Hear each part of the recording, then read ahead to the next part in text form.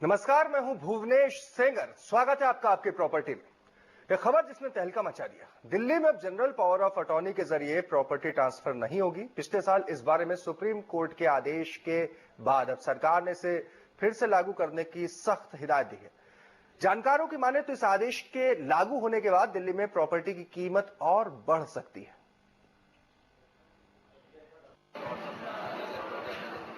अगर आपने दिल्ली में अक्टूबर 2011 के बाद जीपीए यानी जनरल पावर ऑफ अटॉर्नी के जरिए प्रॉपर्टी की खरीद फरोख्त की है तो इस सौदे को वैध नहीं माना जाएगा।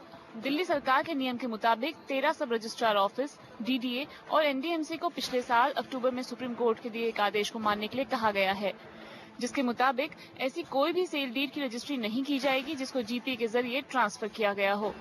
अक्टूबर 2011 से पहले जिन लोगों ने जीपीए के जरिए कोई प्रॉपर्टी अपने नाम ट्रांसफर की है उनके दस्तावेज कानूनी तौर पर अवैध नहीं माने जाएंगे, लेकिन जजमेंट के बाद अगर कोई जीपीए के जरिए प्रॉपर्टी अपने नाम करवाता है तो वो वैलिड दस्तावेज नहीं होगा। इस आदेश का असर प्रॉपर्टी की सप्लाई और कीमतों पर होगा। खास तौर से रोहिणी, पतपरगंज, द्वारका और मयूर विहार में सौदों में कमी आ सकती है, क्योंकि इन इलाकों में ज्यादातर ग्रुप हाउसिंग सोसाइटी है जो कि लीज होल्ड है। इसके अलावा सप्लाई कम होने के कारण फ्री होल्ड प्रॉपर्टी की कीमतों में भी काफी इजाफा हो सकता है। अक्टूबर 2011 से पहले जीपीए के जरिए कोई प्रॉपर्टी खरीदी है और अब वो उसे बेचना चाहते हैं, उन्हें इस प्रॉपर्टी को बेचने के लिए पहले से फ्री होल्ड में बदलवाना होगा, जो कि काफी मुश्किल प्रक्रिया है। उसकी थोड़ी सी कवायद ज्यादा हो जाएगी, उनको ज्यादा उसमें करना ये पड़ेगा। जो कानून है कि उनको जिस व्यक्ति से उन्होंने खरीदी है उसको भी इनकॉर्पोरेट करते हुए स्पेसिफिक परफॉर्मेंस के तौर पे इसको लाके निश्चित तौर पे अगर मैंने कुछ पैसे दिए हैं और एक प्रॉपर्टी खरीदी है, ऐसा नहीं हो जाएगा कि मेरा वो सब कुछ शून्य हो जाएगा। इस तरह के सौदों से सरकार को करोड़ों के राजस्व का नुकसान होता था। वैसे इस फैसले का ज्यादा असर निजी बिल्डरों के फ्लैट की खरीद फरोख्त पर नहीं पड़ेगा, क्योंकि इस सेगमेंट में पावर ऑफ अटॉर्नी से खरीदारी का चलन ही नहीं है।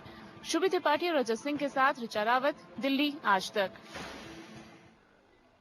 सवाल सबके जहन में यह है कि क्या 2011 के बाद, अक्टूबर 2011 के बाद जो सौदे हुए हैं पावर ऑफ अटॉर्नी पर या फिर जीपीए के जरिए, क्या वो बिल्कुल शून्य हो जाएंगे या फिर अमान्य होंगे? आप सोच सकते हैं कि कितनी उथल पुथल की स्थिति है।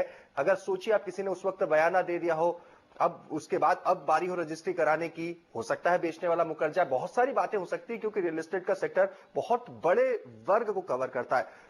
इन तमाम सवालों के कानूनी पहलू को और प्रॉपर्टी के बाजार के एंगल से दोनों तरह से हम खंगालने की, जानने की और समझने की कोशिश करेंगे। हमारे साथ में वरिष्ठ अधिवक्ता सीनियर एडवोकेट संजय चड्ढा जी हैं और ललित टेकचंदानी जी हैं, प्रॉपर्टी एक्सपर्ट। सबसे पहले संजय जी, बहुत सारे पहलू हैं लेकिन सवाल यहां से उठेंगे, कितना ऊहापोह है इसके आने के बाद, क्योंकि सर्कुलर जारी हुआ है दिल्ली सरकार की तरफ से, रजिस्ट्रार कानूनी पहलू देखें इस स्थिति का, तो क्या वाकई बहुत पैनिक होने की जरूरत है?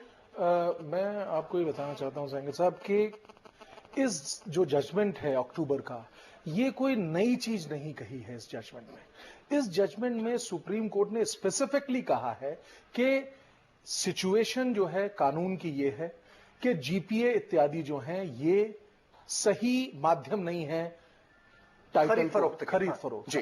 पहली बात, इसने किसी भी तरीके से जीपीए को बैन नहीं किया है, ये चीज हमें ध्यान में रखनी है। अब जो सही जीपीए है वो तो जाएगी ही जाएगी। अगर मैं अपने सन को या मेरे कोई सगा संबंधी, मेरा भाई बाहर है, विदेश में है, वो अपनी दिल्ली की प्रॉपर्टी या किसी भी जगह की प्रॉपर्टी बेचना चाहता है तो वो उसको स्पेशली आने की आवश्यकता नहीं है, वो वहां से जीपीए दे सकता है। पहली चीज। दूसरी, जो ऑब्जेक्टिव था जजमेंट का वो ये था कि जो जीपीए के माध्यम से कुछ डीड्स जो सेल डीड नहीं करते हैं जीपीए कर दिया, और जो गवर्नमेंट का रेवेन्यू है, स्टैम्प ड्यूटी है, वो बचाई, पहली चीज। दूसरी, क्या होता है कि पता ही नहीं चलेगा कितनी बार जीपीए, एक जीपीए से दूसरी से तीसरे को दे दी, कितने हैंड्स